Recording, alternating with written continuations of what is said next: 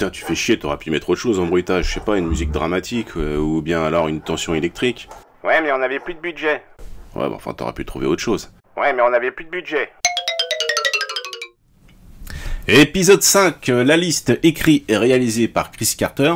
Donc dans cet épisode que je vais chroniquer très brièvement, vous allez comprendre pourquoi. Donc un homme condamné à la chaise électrique promet de se venger au-delà de sa mort. 5 personnes feraient partie de cette liste que personne n'a lu ou vu.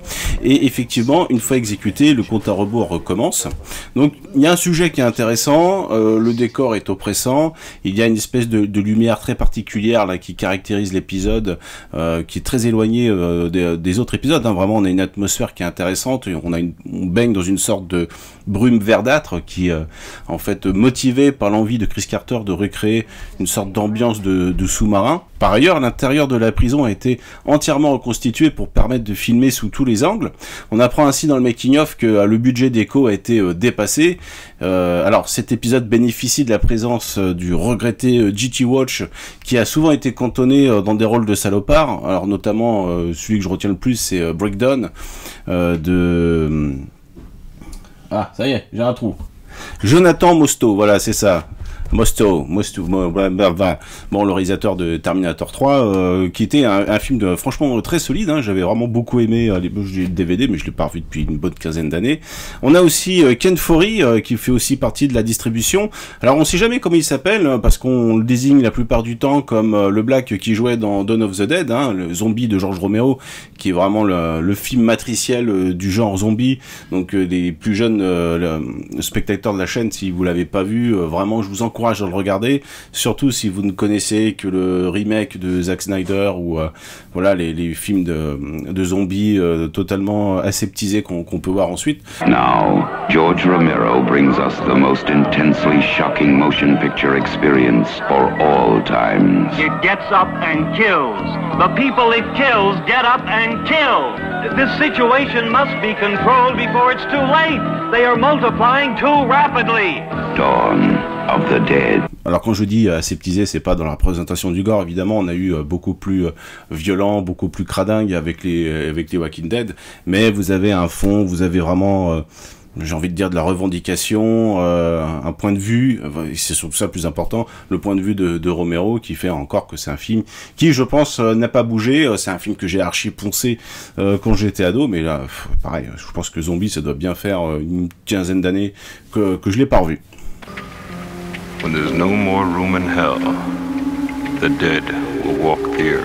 Donc Ken Foree, il fait partie aussi des rednecks de Devil's Reject de Rob Zombie, que j'avais pas du tout aimé par contre. C'était vraiment le petit point casting de l'épisode. Voilà, malgré ses bonnes intentions, cet épisode brumeux s'avère plutôt décevant. L'intrigue se suit sans réelle implication émotionnelle. On n'éprouve ni empathie, ni crainte envers le condamné, qui agace plus qu'autre chose en fait. Les deux agents ont l'air de franchement se faire chier. La liste est un prétexte, on ne la voit pas, donc comme je disais, personne ne l'a lu, donc c'est gratuit.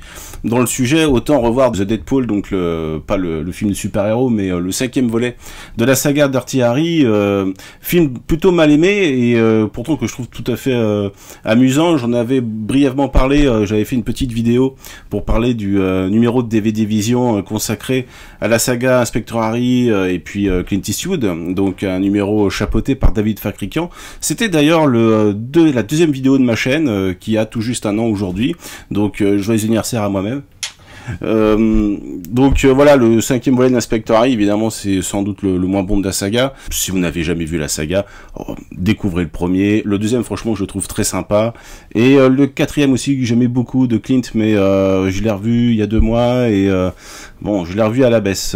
J'ai un très beau coffret de la collection Signature qui englobe totalement l'intégralité de la carrière d'Eastwood en tant qu'acteur et réalisateur. Ça m'avait coûté une blinde, toute ma prime y était passée. D'ailleurs, j'étais pas très content parce qu'il y a 2 DVD qui passent pas. La plupart des disques sont des Blu-ray, mais il y a 2 DVD, dont documentaires, et il y a 2 DVD, voilà, qui sont rayés. Bon, c'est les docus, donc ça m'intéresse un petit peu moins, mais ça fait chier quand même. Il peut pas être là. Comment ça va? Alors le problème aussi de l'épisode La Liste, c'est que ça ressemble à une copie en plus médiocre de l'épisode Mystère Vaudou, avec l'accident de voiture inclus. On a pareil un directeur qui pratique la torture comme dans l'autre épisode. On a aussi la communauté noire qui est au centre dans les deux épisodes sans qu'il y ait de réelle implication politique. On ne remet évidemment pas en question la peine de mort, hein. Bon, après c'est une production qui est diffusée sur la chaîne Fox, qui est une chaîne très conservatrice, comme vous le savez, même si c'est quand même très adouci parce que on a un point de vue des auteurs qui sont un peu plus libéraux, et puis on a évidemment le passif de Chris Carter qui a été journaliste.